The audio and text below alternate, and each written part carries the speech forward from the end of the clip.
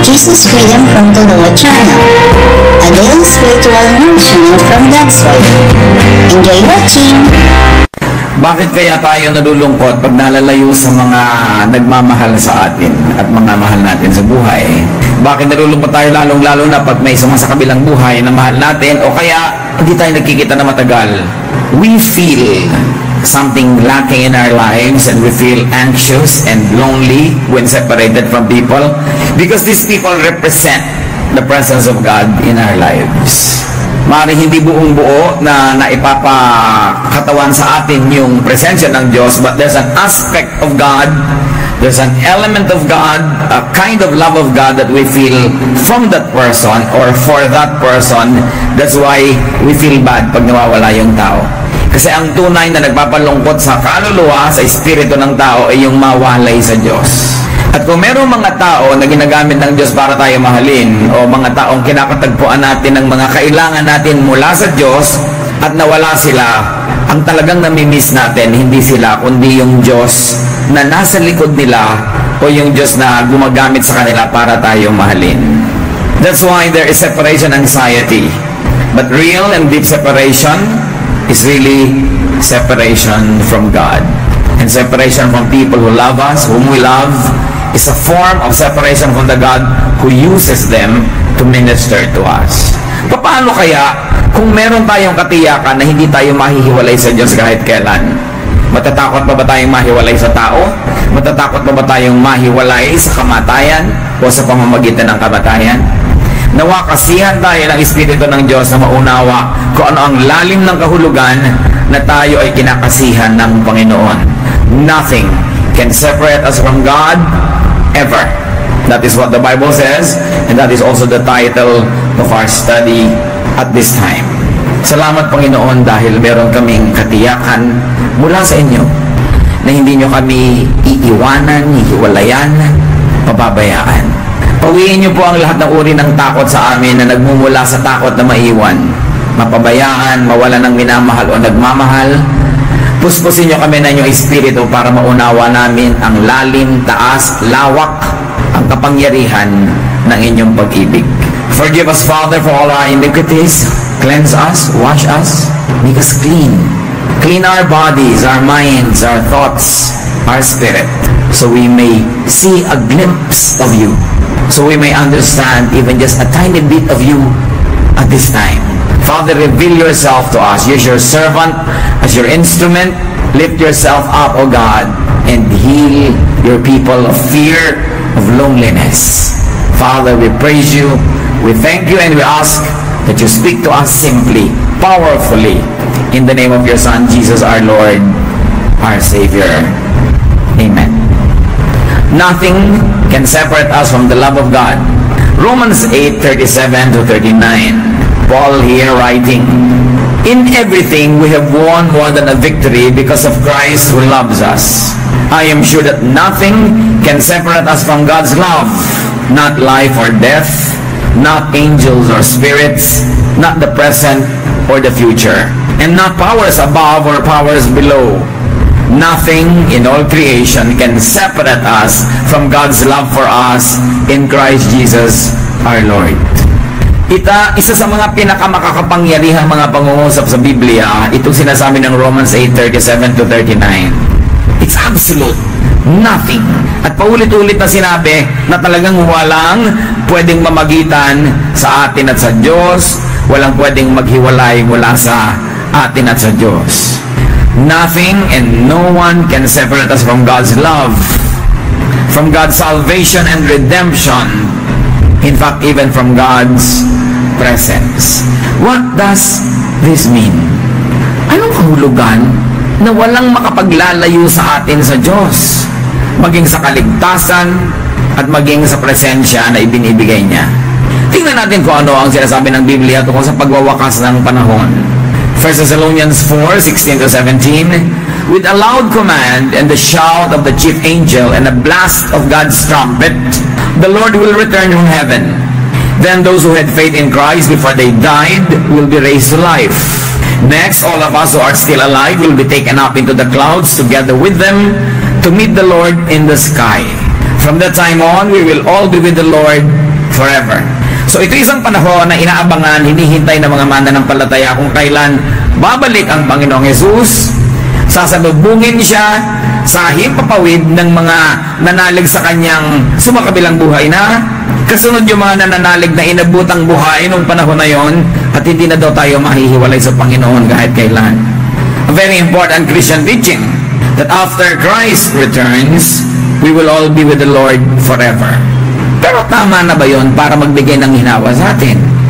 Buhay pa tayo, so sasabihin natin, so hindi pa natin siya kasama.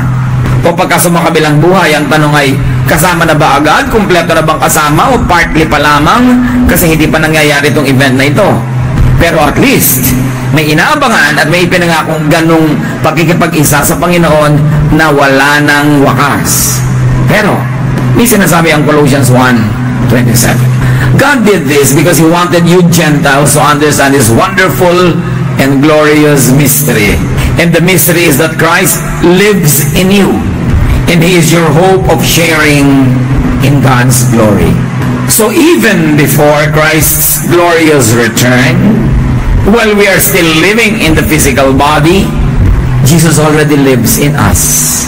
So meron na palang advanced presence ang Panginoon na hindi na kailangang intaying mangyari yung end times event na yon, dahil ngayon man, sa loob ng katawan natin na ito, sa buhay na ito, ay kapiling na natin ang Espiritu ni Jesus. That through Jesus, we have already been reconnected with God at wala na yung bawian. So dapat naiintindihan na natin na hindi ko naman pala kailangang hintayin pa yung end times na yan para makapiling ko ang Panginoon, dahil ngayon ay kapiling ko na. At kapiling na nga ba natin? Anong sabi ng 2 Corinthians 5:8? We should be cheerful because we would rather leave these bodies and be at home with the Lord. Again, looking towards that time when the spirit leaves the body to be completely with the Lord. In Ecclesiastes 12:7, and the dust returns to the ground it came from, and the spirit returns to God who gave it. Here is another event where the spirit in us, our own spirit given to us by God, is said to be with God, and that is right after death.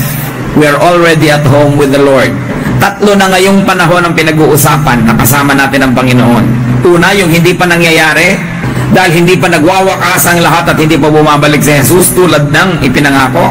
O yung sinabing kapiling na natin at naninahan na sa atin ang Espiritu ng Diyos sa pamamagitan ni Jesus. Therefore, kahit hindi pa mangyari yung time na yon, nagsimula na mangyari sa ating buhay.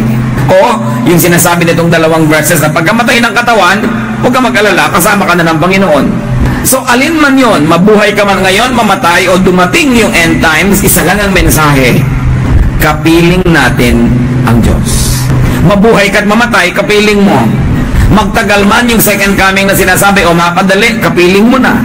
Buhay ka ngayon, kapiling mo. Pag namatay ka, kapiling na ng Espiritu mo. Bakit ngayon napakarami natin pa rin mga symptoms ng separation anxiety? Bakit para pa rin tayo mga baging na nakapulupot sa kapwa natin na pag nawala na yung mahal natin sa buhay, parang mamamatay ka na? Bakit takot na takot pa rin tayong mamatay na parang pag namatay ka, malalayo ka sa Diyos, lalo kang malalapit? Bakit yung mga iba, walang kakakwenta-kwenta ang buhay? Punong-puno ng takot, punong-puno ng pangamba, umaasa na lang lagi sa kapwa para sa sumaya. You know why? Because we are living in a lie. And the lie is that we are separated from God. We are never separated from God. Yun ang pinakamalaking religious lie, spiritual lie, even a mental and an intellectual lie that you're alone. Lalong-lalo nanali ka na sa Panginoong Jesus, nakipisa na sa iyo ang Diyos Ama sa pamamagitan ni Jesus, kahit buhay ka pa. Kaya ang tawag nga sa ating mga katawan, Temple of the Holy Spirit. Temple, doon nakatira ang Espiritu. Bakit ngayon sasabihin mo, bakit pagka nawawala si Papa, lungkot na ako? Up to a point, dapat normal lang yon, pwede naman. Pero kasi kay Papa mo nakikita yung pag-ibig ng Diyos siguro, at sa Kanya mo na lang hinanap kahit wala na yung Diyos sa equation. Umaasa na lang tayo sa tao. Umaasa na lang tayo sa gamot kung minsan para gumaling, nalilimutan natin may nagpapagaling sa likod ng gamot na yon. Umaasa ka na lang sa pera para sa ginhawa, nalilimutan natin merong tunay na nagpapaginhawa, isa lang sa mga instrumento niya yung pera, na pwede ka naman paligayahin ng Diyos na yon na nagpapanginhawa, kahit ibang instrumento ang gamitin niya, kahit hindi cash. Pinapalitan kasi natin ang Diyos ng iba't ibang kapalit sa buhay natin. At yung kapalit na yun, napagkakamala natin na yun na ang presensya ng Diyos sa ating buhay. At pag nawala, para tayong ngayong ulila, para tayong api, para tayong walang pag-asa. Lahat ng taong kinagigiliwan ninyo, natutuwa kayo sa Kanya, minamahal kayo, sinusuportahan, instrumento lang siya ng Diyos. Dahil ang tunay na nagmamahal sa atin ay ang Diyos. At gumagamit siya ng mga kasangkapan. So, appreciate natin, mahalin yung mga kasangkapan, pero huwag nilimutin na sa likod ng kasangkapan na yon, nandun ang tunay na Diyos, buhay, nagmamahal sa atin, concerned. At hindi tayo mawawalay sa Diyos na yon, anuman ang mangyari. Kung ganon, there is no big and no urgent need for Christ's glorious return. Para naman yung mga iba, hindi matutuloy ang buhay pag hindi nag-second coming agad. Parang gusto laging i-fast forward yung future, samantalang ngayon pa lang kasama mo na ang Panginoon. Kung papansinin lang natin, kung bibigyan natin ng buwang sa ating pag-iisip, sa pagbibigay ng halaga in the interpretation of all the things around us and in appreciation of everything that we enjoy, we must never leave God out of the equation. We must never forget that it is God who embraces us, who loves us, who provides for us through people, through things, through events. So why worry? Why fear? Sariwain natin ang Romans 8. Sabihin, everything we have won more than a victory because of Christ who loves us. It's more than a victory. Christ's love make us more than winners. At ito yung walang exaggeration that everybody wins. Because God loves you and God loves me and God loves all of us. At sabi, I am sure that nothing can separate us from God's love. Not life or death. So, not what could be done in life can separate you from God. And ito dapat nating unawain. Yung iba pag nagkasala, dapat naman talaga you feel bad. But not to the point that you feel abandoned by God. Wala kang pwedeng gawin na itatakwil ka pa ulit ng Diyos, kakalimutan ka at bibitawan ka. Kasi sabi, nothing can separate us from God's love, not life. It means not anything that you can do in this life. You cannot invent anything. You cannot do anything that will make God abandon you. Not life, not even death. So stop being overly afraid or guilty. Stop being overly eager to perform before God so that you don't lose God's love. You can never lose God's love. There is nothing that you can do to lose it. Why? Because there is nothing you did to win it. God gave to you that love. Only God can take it back. And He said, I won't take it back. Wala tayong ginawa to deserve God's love. Therefore, wala kang pwedeng magawa to undeserve it. It is freely given by God on God's own will. Therefore, it is in God's hands, not in yours. Not in your performance. Not in your righteous acts. Not in your sins. There is nothing you can do that can change your status as God's beloved. What changes is not your status. When we commit sin, when we live in hard-headedness, what changes is the joy of our spirit. Kaya ang sabi ni David, return to me the joy of my salvation. Matapos siyang magkasala, hindi niya sinabing, return to me my salvation. Kasi alam niya hindi babawiin ng Diyos. Ang hinihingi niya, ibalik niyo po yung ligaya ng espiritu ko, yung gaan ng aking damdamin. Siyempre, kung may nawawala man, yung mga extra blessings, yung mga perks, parang tayo mga anak, mga magulang natin, pag nagkasala tayo, kahit kailan, anak ka pa rin. Kaya lang kumisa, nawawalan ka ng mana, nawawalan ka ng allowance, nawawalan ka ng mga pribileyo, pero anak ka pa rin. So, huwag tayong matakot pag anak na tayo ng Diyos. Huwag tayong mamuhay sa takot. Kasi yung iba, mas relax pa sila bago naging Christian kesa nung naging Christian na. Nung hindi pa malapit sa Diyos, relax lang. Pero nung naging malapit sa Diyos, nagkaroon ng religious conviction, laging guilty. Kasi naman, minsan lagi kang pinapag-guilty ng mga kapatiran, lagi kang inuusig. Hindi ito lisensya, mga kapatid, para tumigil gumawa ng mabuti o kaya ipatuloy gumawa ng mali. Pero dapat nating appreciatein yung katotohanan na wala kang pwedeng inventuhin magagawa mo sa buhay na lalagot sa relasyon mo sa Diyos. Kasi hindi naman ikaw ang nagbuhol nun siya. It is so beautiful. It is so profound. Na kung ating mauunawa na wala nang makakapaghiwalay sa atin sa pag-ibig ng Diyos, ang magiging epekto, napakapayapa ng iyong loob, hindi ka madaling mauga, makalog, maligalig, magiging maibigin ka, at lalo mong kakamuhian ng kasalanan. Hindi mo gagawing lisensya yon na pwede ka na palang gumawa ng kahit ano dahil total hindi malalagot. Dahil ang tunay na gawa ng Espiritu sa iyo, lalo mong iibigin na maging tulad ni Jesus. Kasi siya ang nakatira sa iyo. Lalo mong iibigin na sundin ang kalooban ng Diyos, hindi para sa premyo o hindi dahil sa palo, kundi dahil yun ka na. Godly ka na, natural na lang sa iyong maging godly. Walang effort at magiging mapayapa. Hindi tayo matatakot. To the extreme, and it is our prayer and desire, pati ang mga phobia at mga takot natin dapat mawala. Kasi kasama mo naman ang Diyos. Di ba kung minsan nakakatakot mapasok sa CT scan? Kasi claustrophobic. Kaya kailangan hawak-hawak mo pa yung kamay ng mahal mo sa buhay habang nandun ka sa loob to assure na hindi ka nag-iisa. Kaya nga iba natatakot na malagay sa ataol o malagay sa nicho o malubog sa ilalim ng lupa. Ang totoo, malubog ka man doon, kasama mo rin naman talaga yung Diyos. Pero ang totoo, hindi ka naman lulubog, yung katawan mo lang dahil yung espiritu mo umalis na. When we realize what it means that we are one with the Spirit of God, and that Spirit leads the body as the body dies, much of the fear of death will be removed from our system. And then we can focus on godliness, on doing good, on being like Jesus, instead of being encumbered by fear. Stop being afraid and overly guilty. Stop being scared and worried. And not even what could happen after death can separate you from God. Kaya sabi sa Bible, where, O death, is your sting? Sabi, nasan ang power mo, kamatayan? Nasan ang kamandag mo? Kung pagkamatay naman ay sasama na ako sa Diyos, anong ipapanakot mo sa akin? Hindi naman natin hindi ibig mamatay, pero kung talagang hindi na maiwasan at haya na, lumuluwag sa ating damdamin na matanggap yon dahil total, lilipat lang tayo ng ibang form, pupunta tayo sa Panginoon o yung mahal natin sa buhay, lumuluwag sa dibdib nating pakawalan at ipa sa Diyos. At sabi, not angels or spirits can separate you from the love of God. So no one under heaven, no one in creation, bad or good, physical or spiritual, can separate you from God. Kahit mga masasamang espiritu, kahit mga anghel, wala silang magagawa. Kasi ang Diyos mismo ang may hawak ng katiyakan ng presensya niya sa ating buhay. At sabi ng Romans, not the present or the future. Never in time.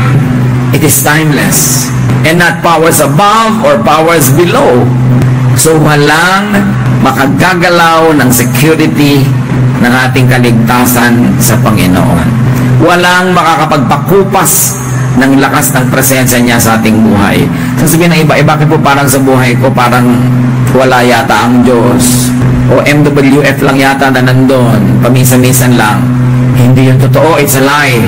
Pero yun ang nararamdaman mo kasi siguro ganun ang kalooban mo sa Diyos, ikaw itong malayo. So parang layo-layo ng Diyos sa akin, magdahan-dahan ka ng pagsasalita, ikaw ang lumalayo. Na ang totoo, kahit anong pagsisikap mong lumayo, di ka nun makakalayo. Sabi sa Bible, where can I go from your glory?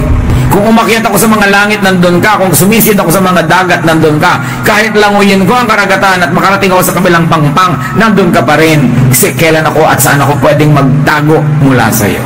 Wala. No power can and will change your secure position. Huwag padaya sa guni-guni. Huwag padaya sa imahinasyon. Huwag padaya sa emosyon. Nagmumukhang malayo ang Diyos kasi siguro namumuhay tayo ng labag sa kanyang kalooban. Nagmumukhang malayo ang Diyos kasi hindi tayo sumusunod. Meron tayong inaalaga ang kasalanan o meron tayong ayaw isuko na bahagi ng ating buhay. Dinadaya tuloy tayo ng ating sariling emosyon na parang wala ang Diyos.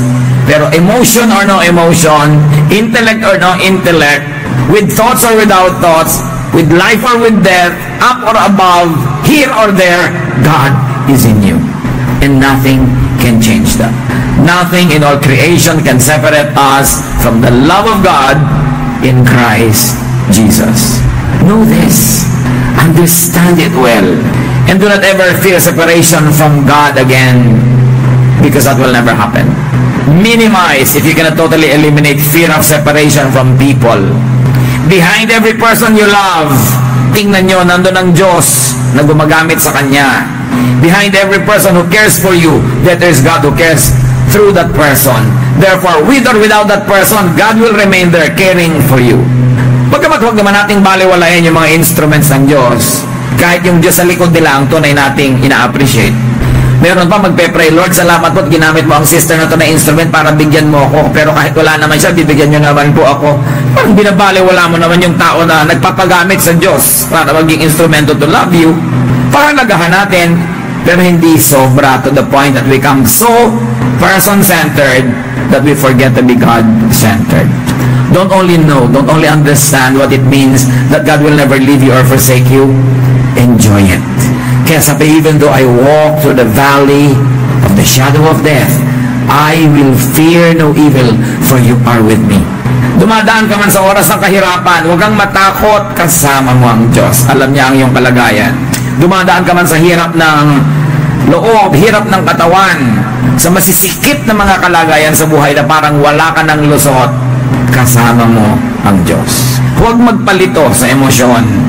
Manahimik, dinggin ang tinig ng Diyos na lagi nang kumakausap sa atin, hindi lang natin laging dinidinig, at magkaroon tayo ng kapayapaan. Kahit ikaw, hindi mo kayang ihiwalay ang sarili mo sa Diyos, sino pa kaya ang pwedeng gumawa nun? Live securely. Live with great peace. Appreciate what Jesus did on the cross. Perfect sacrifice so we can have perfect peace. Apply this in every aspect of your life. Let God speak through your mouth, love through you, serve through your hands. Let God go to places through your feet and care for people, because you are the temple of the Holy Spirit. Huwag yung hayaan na makitira si Satan doon, parang time sharing. Huwag siya mag-squat doon.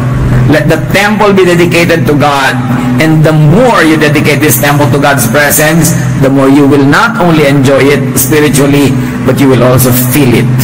God is with you. Rest assured, you are loved. Dear God, we thank you. Salamat po sa katunayan na lahat ng aming seguridad ay nasa kamay niyo. Wala sa kamay namin, wala sa kamay na aming kapwa. Hindi pwedeng agawin ng anghelman o ng demonyo. Hindi pwedeng agawin ng kahapon, ngayon o bukas, because it is in your hands. Ipaalala niyo sa amin, lalo sa mga panahon kami nagdududa, natatakot, nangangamba. Teach us to rely on you, and teach us to enjoy our relationship with you and with one another in peace. And because we are secure, teach us to be fruitful, to do great things, so that we can give pleasure to you and we can serve people, because that's what you want. Pagbulay-bulayan natin, mga kapatid, ang katotohanan na mahal tayo ng Diyos, hindi niya tayo iiwan, hawak niya tayo. Dumating man o umalis ang mga tao, dumating man o umalis ang iba't ibang uri ng kabuhayan o hirap sa buhay, we are secure because God is with us. Lord, speak to every one of us and give us very practical application of this truth. Let's be alone with the Lord for a while. Thank Him that we will be with Him forever and that we are with Him